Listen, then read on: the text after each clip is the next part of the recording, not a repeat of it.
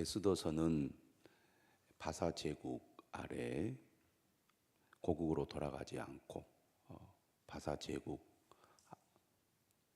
영내에 살고 있던 유다인들의 이야기를 다루고 있습니다. 에스더서의 중요한 인물들을 꼽는다면 첫째는 에스더라는 왕비죠. 어떻게 유다인이 왕후가 되었는가, 그 배경과 과정을 1장과 2장은 다루고 있습니다. 에스더가 왜 왕후가 되었는가, 에스더서 전체를 통해서 분명하게 가르쳐주는 사실은 바로 하나님의 백성들, 유다인들을 살리기 위해서입니다. 하나님께서 나를 부르시고 또 나를 높여주신 것은 단순히 나 혼자 잘 살고 잘 먹으라고 나를 세우시고 높이시는 것이 아니라는 것을 우리는 에스더서를 통해서 더욱 알게 됩니다. 하나님이 왜 나에게 이렇게 은혜를 주시고 복을 주셨을까? 나를 통해서 하나님께 영광을 돌리고 나를 통해서 하나님의 일을 하라고, 또 많은 죽어가는 사람들을 살리라고 나를 이렇게 복 주시고 또 은혜 주시고 높이 세워주셨구나 하는 것을 우리는 알아야 한다는 것입니다. 근데 이 에스더라는 왕비가 왕후가 되고 또 이렇게 쓰임 받을 수 있게 된 또 다른 배경에는 바로 그의 양부인 모르드게라는 사람이 있었습니다. 이 모르드게는 비록 바사 제국 아래에서 살아가고 있지만 유다인으로서의 정체성, 다시 말하면 나는 하나님의 백성이다, 하나님의 말씀을 따라 살아가야 한다는 그 자신의 정체성을 결코 잊지 않았다는 것입니다. 우리가 어떤 상황 속에 있다 할지라도 또 어디에 산다 할지라도 이런 하나님의 백성으로서의 믿음과 정체성을 지킨다는 것은 매우 중요하다고 하겠습니다. 유대인들은 지금도 하나님의 말씀을 늘 가까이 하고 자신이 유대인이라는 이 정체성을 매우 귀하게 여기죠.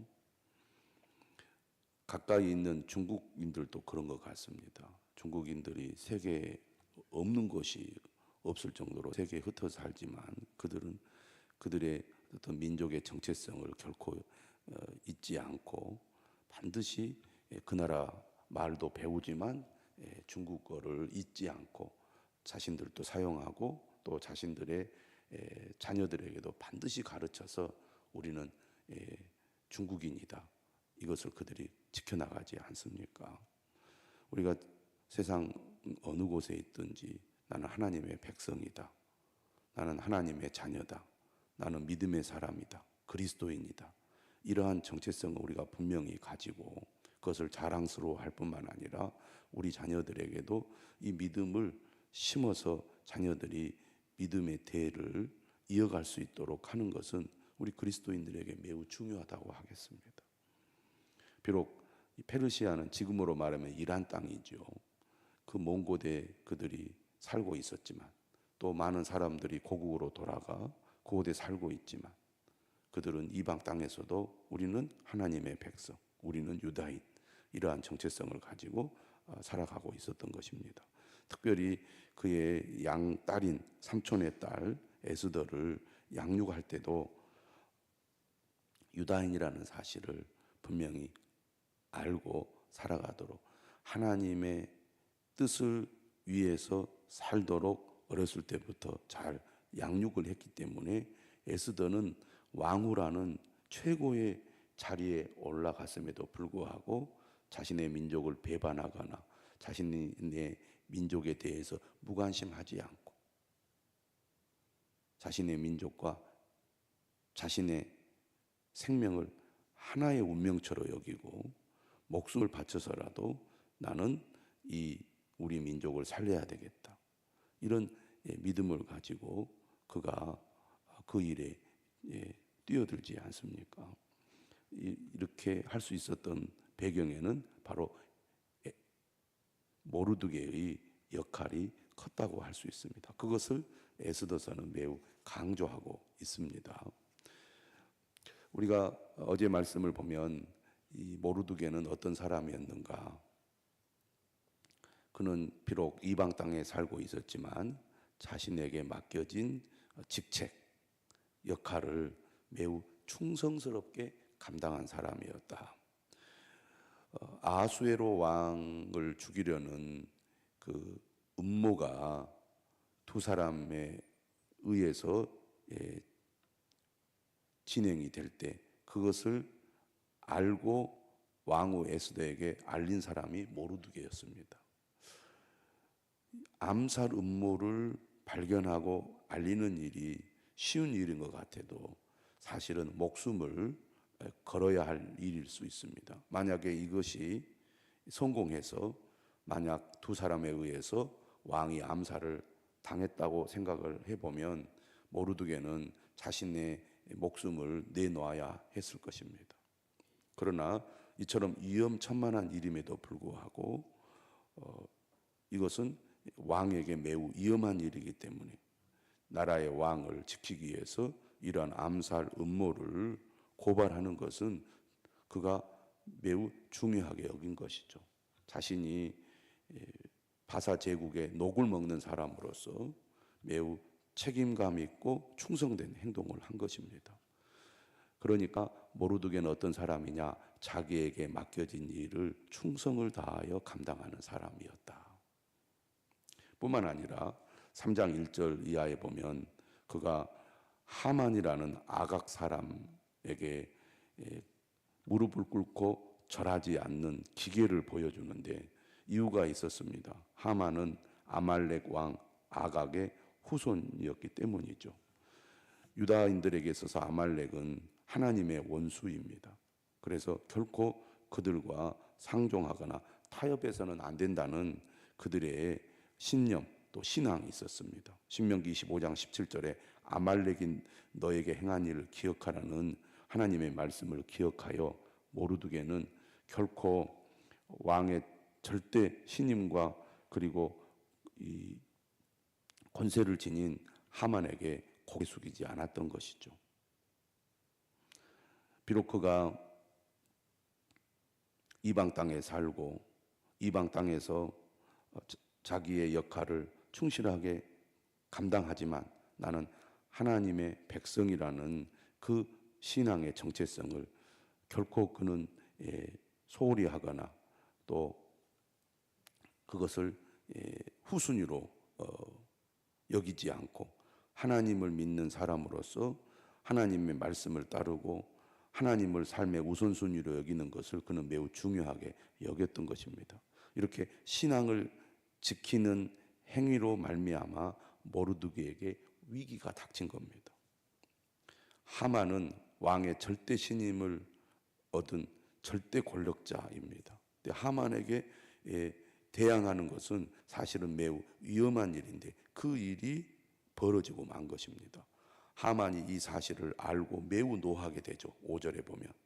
그리고 하만은 자신이 가진 그 권력을 가지고 이 모르드게에게 개인적인 어떤 보복이나 그리고 그 안갚음을 하기보다는 유다인 전체를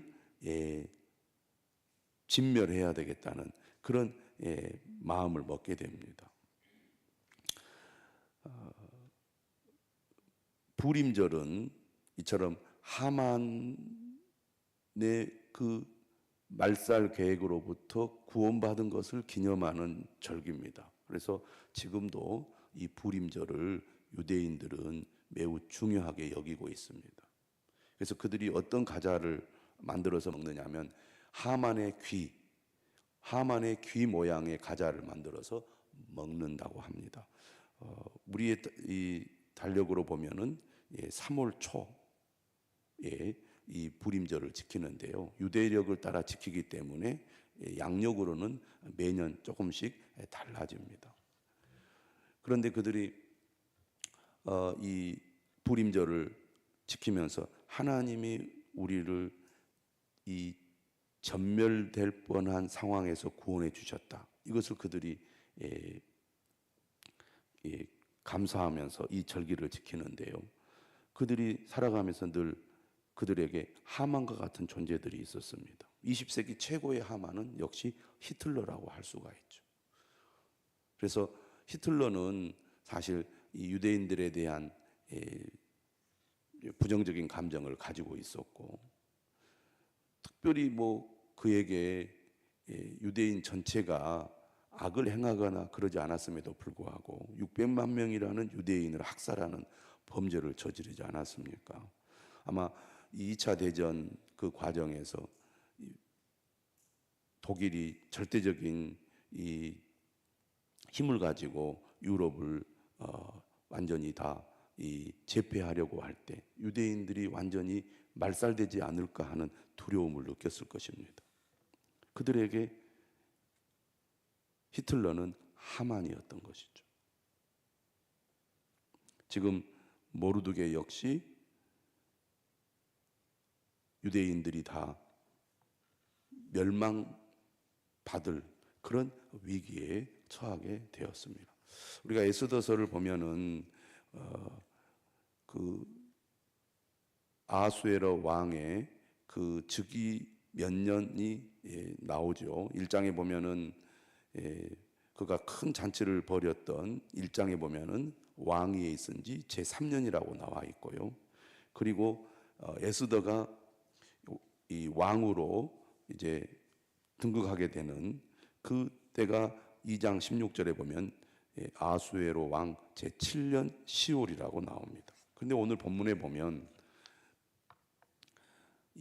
하만이 유다인을 멸절한 계획을 세운 때가 제12년 첫째 달입니다.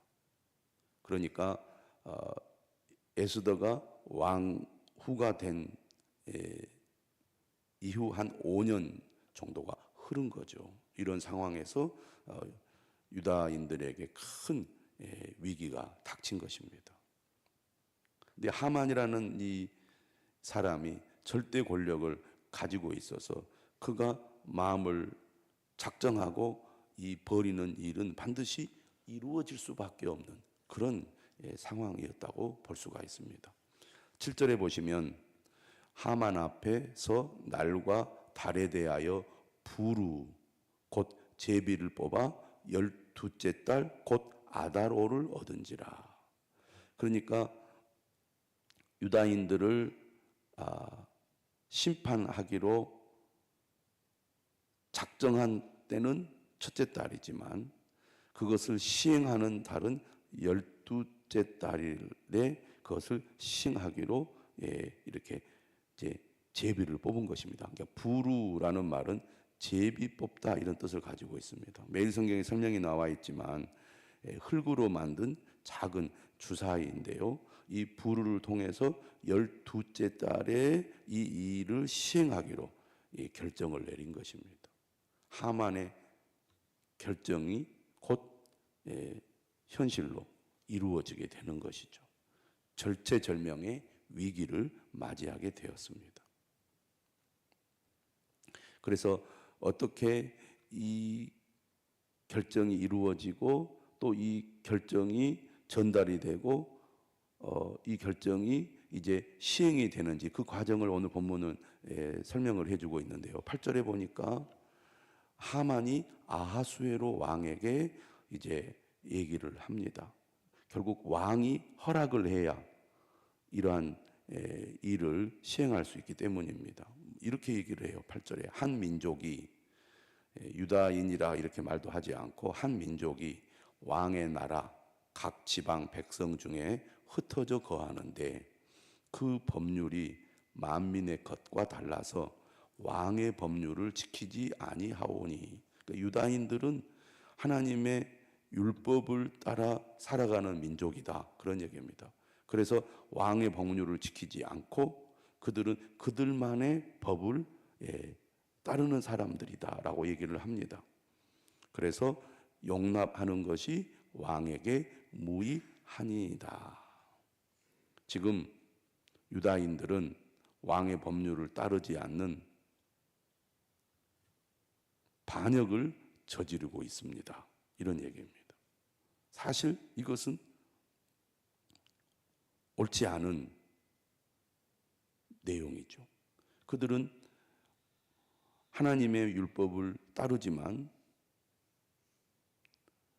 바사 제국 아래 거하고 있죠.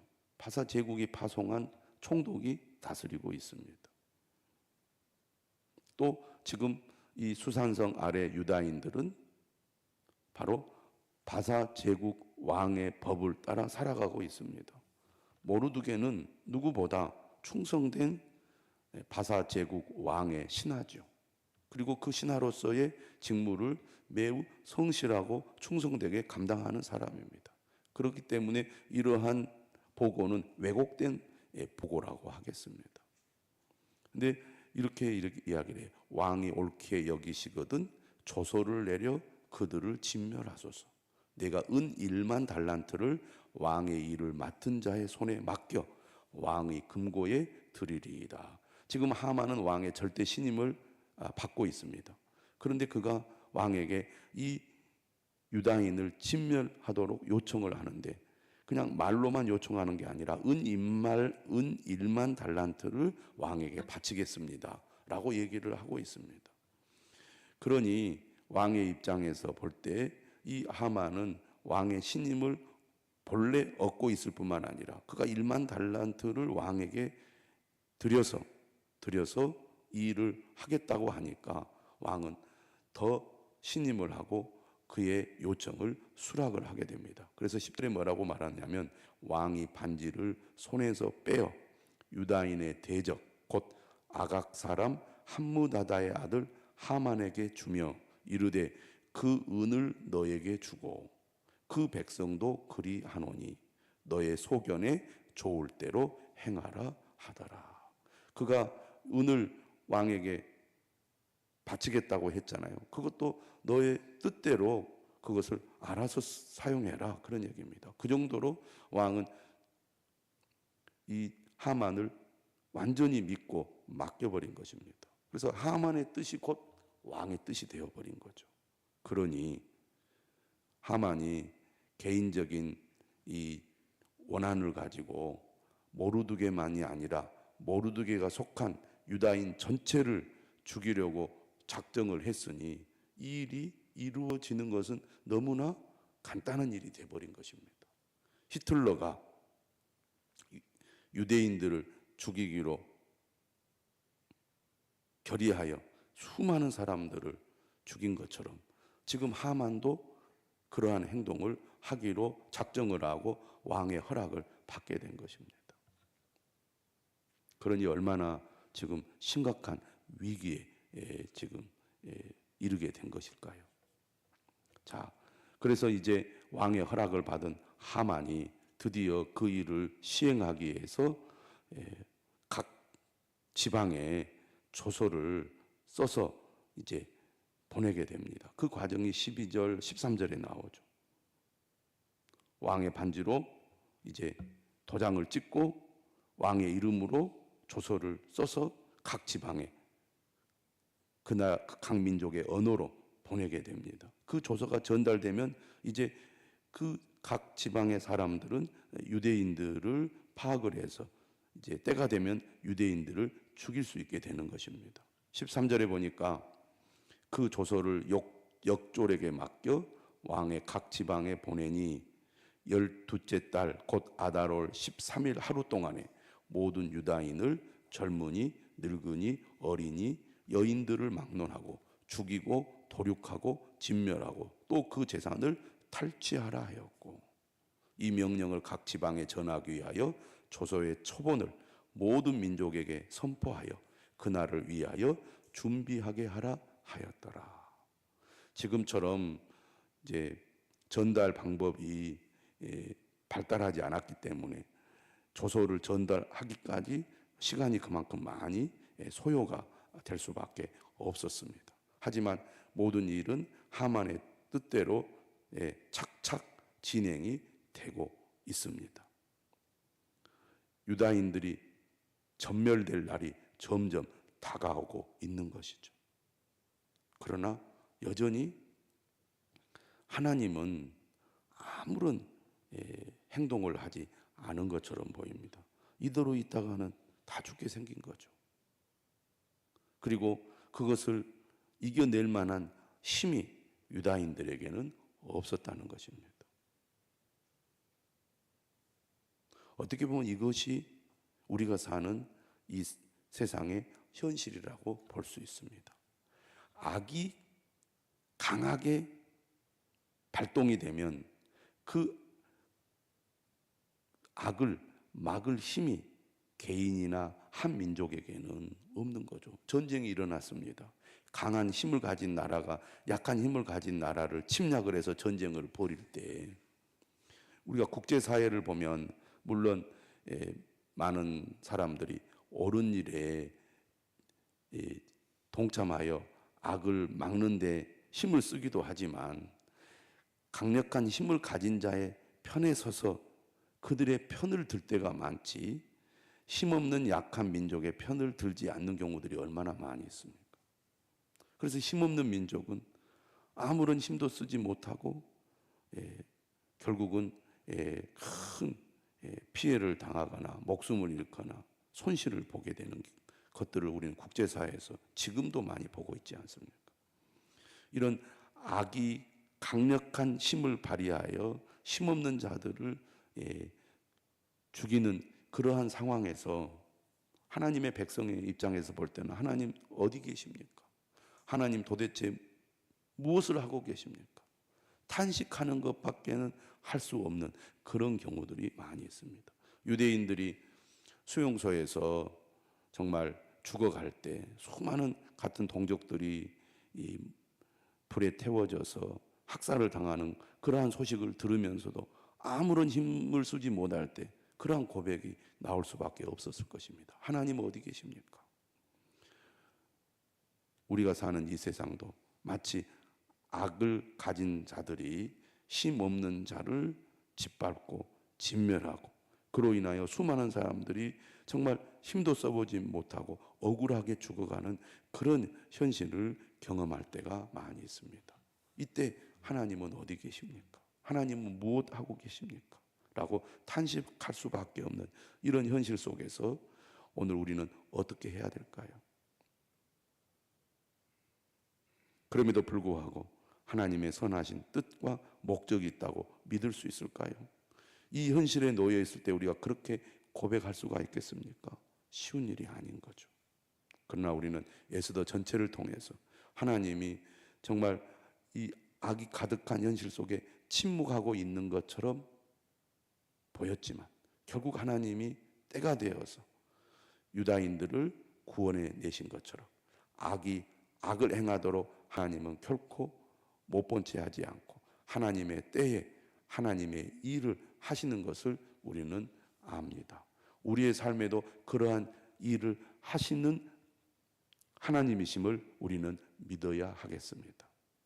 정의가 죽고 악이 가득 찬 현실 속에서도 하나님이 여전히 일하고 계시고 또 이 고난 가운데 있는 사람들을 구원하기 위하여 하나님이 준비하고 계신다는 것을 우리는 기억하면서 악한 현실 속에서도 하나님을 바라보고 하나님의 때를 기다리는 저와 여러분들이 되시기를 주님의 이름으로 축원합니다.